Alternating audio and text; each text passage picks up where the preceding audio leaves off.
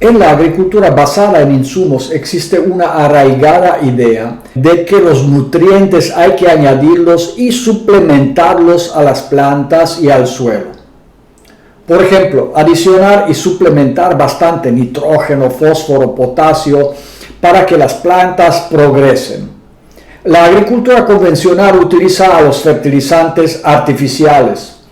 Y la agricultura orgánica intensiva, por otro lado, aplica grandes cantidades de estiércol animal más o menos compostado. Esto conduce al suelo a la disminución drástica de la biodiversidad microbiana y a un estado que llamamos la inercia biótica, es decir, la infertilidad crónica del suelo, condición en la que se encuentra la inmensa mayoría de los suelos del planeta.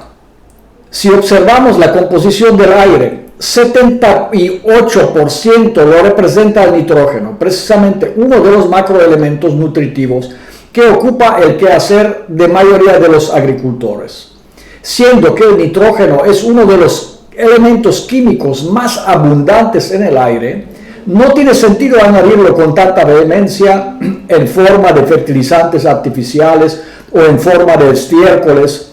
Ambas maneras sobran, ya que la naturaleza sabe cómo introducir, cómo fijar y cómo aumentar al nitrógeno en forma disponible dentro del suelo, y lo hace por medio de las bacterias diazotróficas, que tienen la capacidad de fijar al nitrógeno atmosférico en el suelo.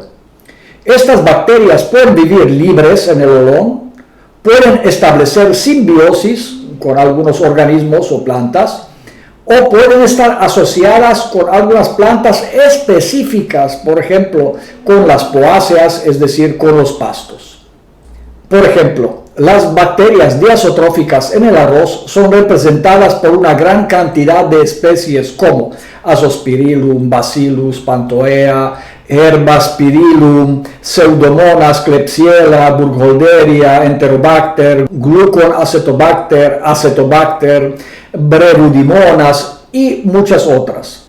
En el maíz, las bacterias diazotróficas pertenecen generalmente a los géneros Azotospirillum, Pseudomonas, Enterobacter, Klebsiella, Serratia, Aeromonas, entre muchas otras. Y en la soya, las bacterias diazotróficas pertenecen a los géneros Zucamorella, Ochrobacterium, Microbacterium, Brevibacterium, Curtobacterium, Pantoea, Acinetobacter, Methylobacterium, Enterobacter, Methylobacter, Citrobacter, Phanibacillus, Bacillus, Pseudomonas, Streptomyces, Micromonospora y muchas otras. En el trigo, Triticum durum, las bacterias diazotróficas pertenecen a los géneros Azospirillum, Herbaspirillum, Azotospirillum, Achromobacter, Zoogloea y Cynorhizobium, entre muchos otros. Una de las condiciones básicas para la presencia de estas bacterias es cierta escasez de nitrógeno en el suelo. Incluso si fueran inoculadas en el suelo, añadiendo simultáneamente al estiércol o un fertilizante artificial, estas se extinguirían, ya que no habría necesidad de su presencia en el olón. Al contrario, aparecerían espontáneamente las bacterias que consumen gran cantidad de nitrógeno, las llamadas bacterias nitrófilas. En este sentido, la nitrificación extrema no solo empobrece a los suelos, sino reduce de manera notable a la biodiversidad, dañando las costras biológicas del suelo, las también llamadas biocostras, comunidades complejas de musgos, líquenes, bacterias, hongos, protistas y microfauna que habitan en los primeros milímetros del suelo y que en todos los olones juegan un papel clave en relación a su biomasa, a la cobertura total, pero también determinan directamente a la fertilidad de todo el olón. Algunas bacterias viven específicamente en el sistema radicular de un tipo de plantas. Otras pueden convivir con sistema radicular de varias plantas. Algunas requieren condiciones de humedad específicas y otras son resistentes a permanecer activas incluso en ambientes de mucha temperatura y sequedad extrema. La dinámica de las bacterias fijadoras de nitrógeno en las condiciones de la agricultura orgánica depende estrictamente de la presencia de un policultivo o de una rigurosa alternancia de los cultivos, lo que muchas veces no es posible debido a las exigencias económicas de aprovechamiento del terreno o debido a las características climáticas del olón concreto. En la olonepatía existe la posibilidad de mantener la presencia de una gran biodiversidad de bacterias, incluso en condiciones de monocultivo.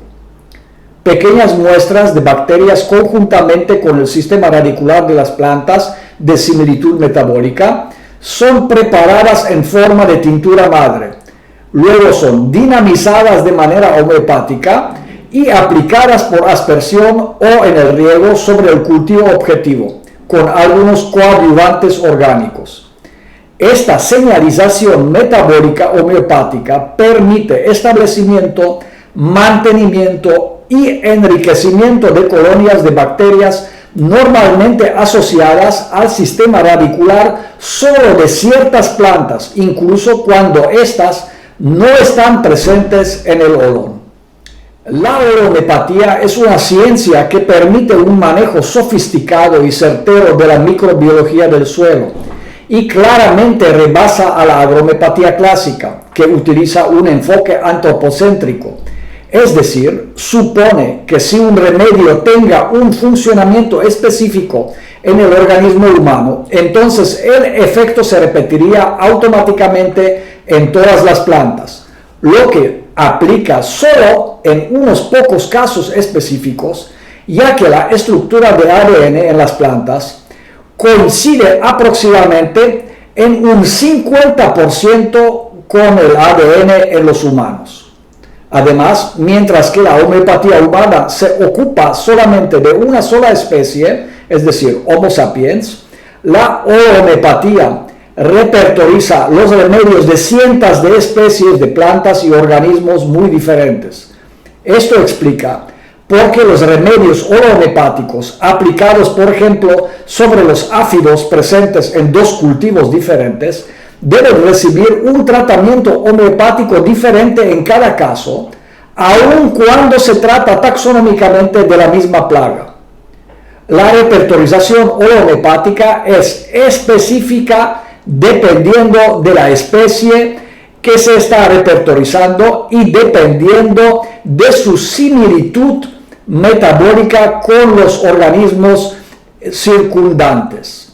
La intervención homeopática sobre la microbiota del suelo es una de las herramientas más importantes de la agricultura de hoy, ya que permite aumentar la microbiota, aumenta su biodiversidad y la fertilidad del suelo, y con ello también aumenta a la productividad de los cultivos, utilizando insumos mínimos generalmente provenientes del mismo olón o de sus alrededores. Y lo que es más importante, mayoría de estos insumos no representan un costo adicional para el agricultor, siendo que él mismo puede elaborarlos en condiciones incluso de bastante rusticidad.